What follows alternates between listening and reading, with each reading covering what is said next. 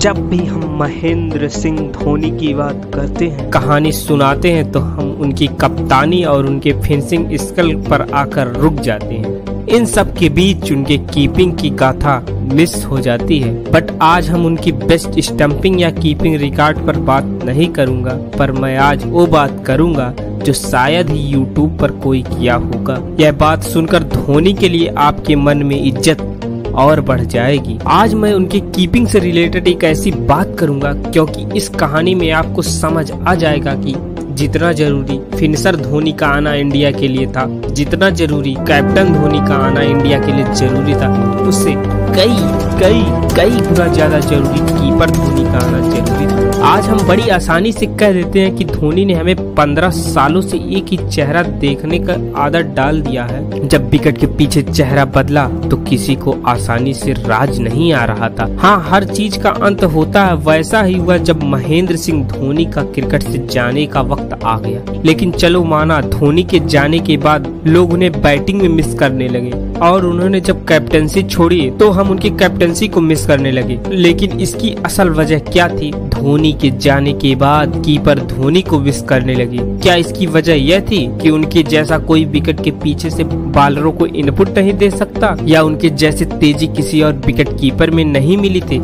ये सब वजह थी ही, लेकिन असल मसला क्या था कि धोनी से पहले ऐसा फुल टाइम विकेट कीपर नहीं मिला था। और उससे पहले भारत ने जब भी किसी विकेट कीपर को खिलाया तो हमेशा उसके मन के किसी एक कोने में इस बात की टीस रही है कि शायद एक विकेट कीपर की जगह बनाने के लिए एक बैट्समैन को बाहर कर दिया, क्योंकि उस समय में खिलाड़ी या तो बॉलर बनने को देखता था या तो बैट्समैन। ऐसे बहुत ही कम क्रिकेटर होते जो एज ए विकेट कीपर आते थे। जो एज ए विकेट कीपर आते थे उतने अच्छे बैट्समैन नहीं होते थे, क्योंकि विकेट कीपर की प्रैक्टिस का रूटीन ही ऐसा होता था कि उसका most of the time wicket keeping की प्रैक्टिस में ही रहता था रेदर देन बैटिंग। लेकिन तब भी एक मान्यता थी कि विकेट कीपर जितने रन कीपिंग में बचाता है वह भी उसका एक प्रकार से रन बनाना ही होता है। इसलिए एक विकेट कीपर की कीपिंग के साथ कोई कॉम्प्रोमाइज नहीं होना चाहिए, भले बैटिंग के साथ हो जाए। इस बात का अंदाजा सिर्फ इस बात से लगाया जा सकता है कि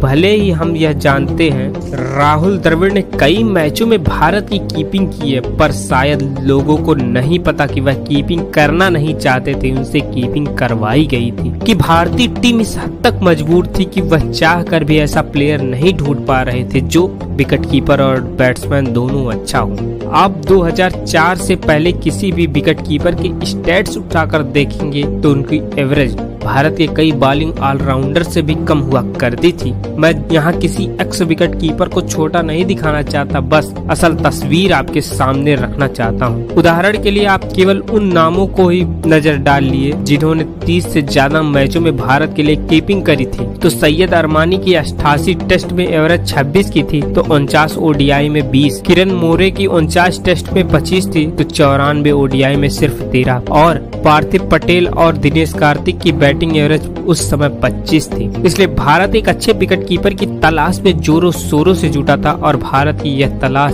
तब पूरी हुई जब सौरभ गांगुली के रूप में धोनी को एक ऐसा विकेट कीपर मिला जो जितना अच्छा विकेट कीपर था उतना ही अच्छा बैट्समैन था। तब सौरभ गांगुली और पूरा बीसीसीआई इतना तसल्ली में आ गया कि अब उनकी टीम में कीपर सिर्फ कीपिंग के लिए नहीं बल्कि बैटिंग के लिए भी खेलेगा। उस समय भले ही गांगुली और पूरा बीसीसीआई धोनी को बड़ी उम्मीद के साथ नहीं लाया था, क्योंकि उनसे पहले भारतीय विकेट कीपर का जो स्तर था वह इतना नीचे था कि वो अगर उस समय उन्हें ऐसा विकेट कीपर मिल जाए कि जो हर मैच में 25 से 30 रन की एंश्योरिटी भी टीम को दे दे, वह भी उसे के लिए सोना होता।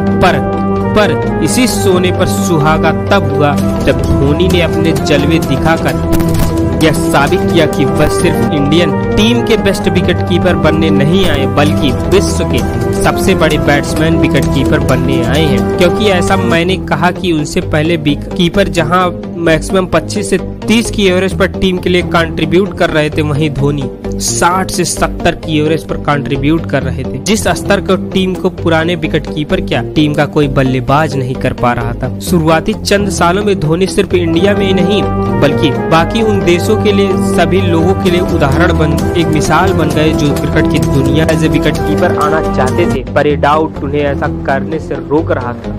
कि क्या एक विकेट कीपर की आड़ में दुनिया एक अच्छे बैट्समैन का दर्जा दे पाएगा।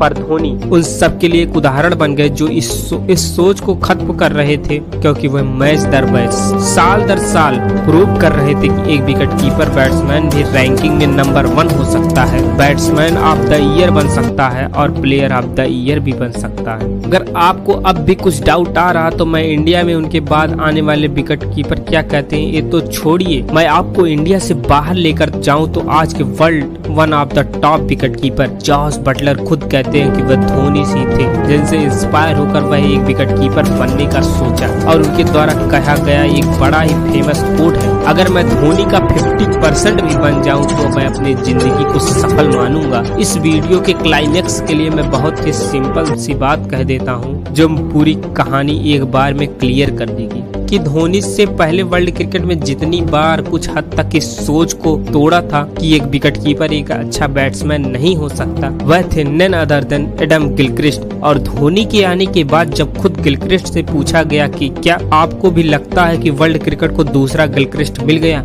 तो उन्होंने ऐसा जवाब दिया कि वह आज भी इतिहास के पन्नों में दर्ज है। उन्होंने कहा था क्या आप मजाक कर रहे हैं, मैं खुद MS धोनी की बैटिंग को देखने के लिए कितने भी रुपए खर्च कर सकता हूं, और माफ करना कि धोनी कोई दूसरे गिलक्रिस्ट नहीं हो सकते, क्योंकि वह पहले महेंद्र सिंह धोनी बनेंगे। और इतिहास गवाह है कि गिलक्रिस्ट की बातें सच ही नहीं हुई, बल्कि इतनी हद तक सच हुई कि विश्व का कोई माई का लाल उसके बाद यह कह नहीं पाया कि विकेट कीपर अच्छा बैट्समैन नहीं हो सकता। आप लोगों तक मेरी द्वारा बताई गई बातें पहुंची हो तो वीडियो को एक लाइक जरूर करें। कैसी लगी यह वीडियो कमेंट कर जरूर बताएं, और इसी प्रकार की शानदार वीडियो देखने के लिए हमारे चैनल को सब्सक्राइब कर हमारे सपने को भी पूरा करें। और हमारा सपना है कि हम जल्द से जल्द 1 लाख सब्सक्राइबर्स तक पहुंच जाएं। मिलते हैं अगले वीडियो में, तब तक के लिए धन्यवाद।